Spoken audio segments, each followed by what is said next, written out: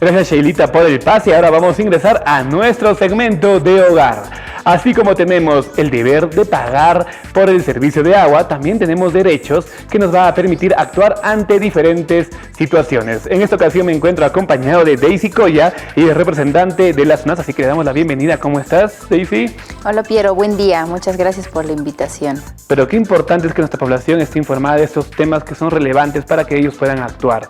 Precisamente, hoy vamos a hablar sobre derechos del titular de la conexión de agua y usuarios. Para comenzar, ¿cómo podríamos entender este tema en sí?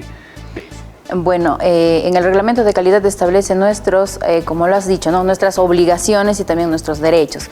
Una de nuestras obligaciones es realizar el pago.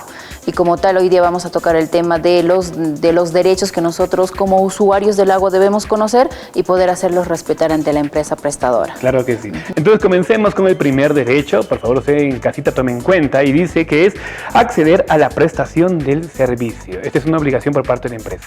Claro, es un derecho es un derecho fundamental de tener acceso al agua potable, ¿no?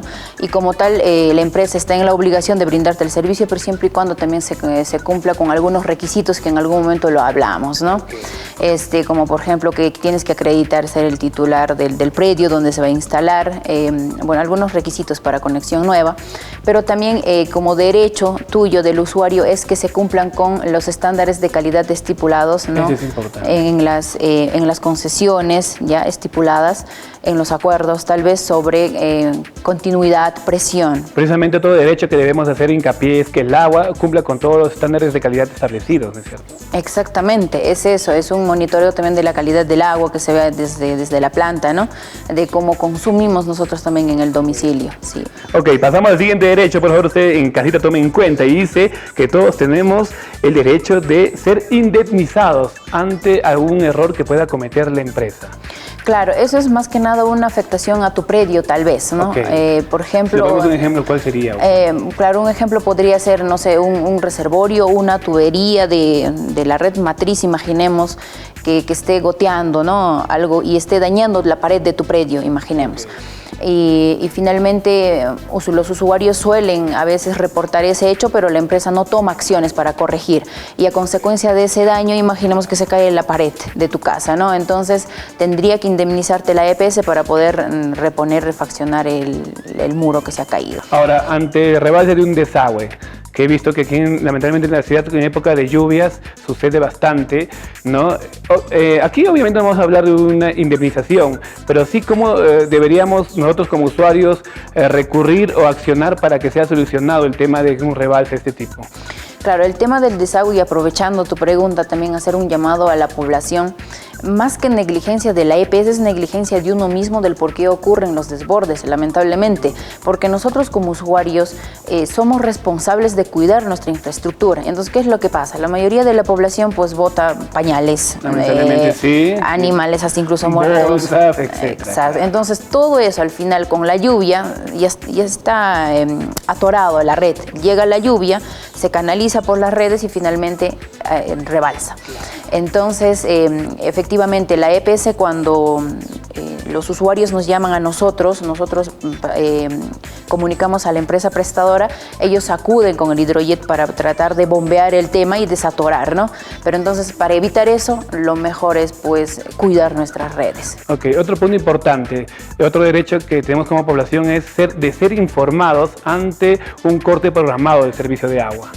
Exactamente, están obligados las empresas prestadoras de brindarle la información al usuario, porque es un derecho del usuario que tiene que acceder a esa información, porque imagínense que el corte de agua se va a demorar 2-3 días. Entonces, si no te han avisado con anticipación, ¿qué haces? No tienes reservas de agua, ¿cómo vas a cocinar? ¿No? ¿Cómo te va a hacer tu higiene? ¿Y con cuánto tiempo de anticipación? Perdón, dice que te corte. Normalmente, si está programado, lo más antes que pueda, porque normalmente programan a una semana, a un mes incluso. Los trabajos programados son bien estructurados. Entonces lo pueden publicitar en su página web, ¿no? No sé, algún medio de comunicación que tengan, o incluso pueden tener una línea telefónica ya permanente para que puedan estar informando. Ok, otro derecho fundamental es que nosotros, si hacemos un reclamo, este reclamo sea, contenga el seguimiento adecuado y por supuesto también sea resuelto, ¿no? Exactamente. Muchas veces lo que observamos es que en la empresa prestadora, los que atienden al usuario, los que reciben el reclamo, no le dan la información correcta al usuario. Entonces es bueno que sepan que el usuario tiene ese derecho de saber en qué situación está su reclamo, ¿no? En qué etapa se encuentra, cuándo va a salir la resolución, cuándo se va a hacer la inspección, en fin, todo el proceso del reclamo tiene derecho a tener conocimiento, porque de esa manera va a poder saber en qué etapa se encuentra y en qué momento va a solucionar su reclamo y en caso que no pueda apelar en los plazos establecidos. Porque si le oculta la información la EPS, desconocimiento del usuario, se le vencen los plazos y estás vulnerando el derecho de reclamar. Y ahora, en el caso de que nuestro reclamo no sea resuelto de una manera pertinente, ¿se puede exigir un tipo de indemnización? ¿Procede? No, se apela, ¿no? Y por ejemplo, hay algunos casos que nos han demostrado que fue por negligencia, por decirlo, de los trabajadores por mala información. En ese caso finalmente se reconsidera su tema en las UNAS para que puedan solucionarle el problema en la EPS. Ok. Ahora, todos los derechos solamente pueden ser realizados por la persona que es el usuario en sí, o el titular, obviamente, de la casa, el predio, pero he visto, digamos, me pongo como ejemplo, yo en mi casa tengo el nombre de recibo de agua, ya llega con el dueño anterior, ¿no? Y en este caso, ¿yo qué puedo hacer? ¿Yo no puedo proceder? ¿Yo no podría reclamar? Sí, finalmente el titular de la conexión es el nombre de quien aparece en el recibo, el nombre, es el titular. Claro, ¿no? Digamos, el señor anterior del dueño de la casa, pero Es yo el estoy titular. viviendo y soy el Claro, tú eres el usuario efectivo del servicio finalmente. Entonces, sí, tienes todo el derecho de presentar tu reclamo por escrito en los formatos establecidos, siempre y cuando demuestres que eres el usuario efectivo del servicio. ¿Y cómo puedo demostrar, Daisy? Por ejemplo, tienes el contrato de compra-venta, tal vez ya ahora de que el predio ahora es tuyo, ¿no? Okay.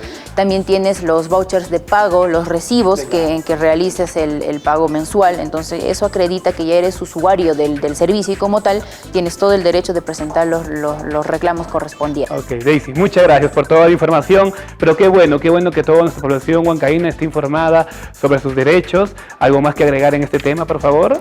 Sí, Piero, gracias.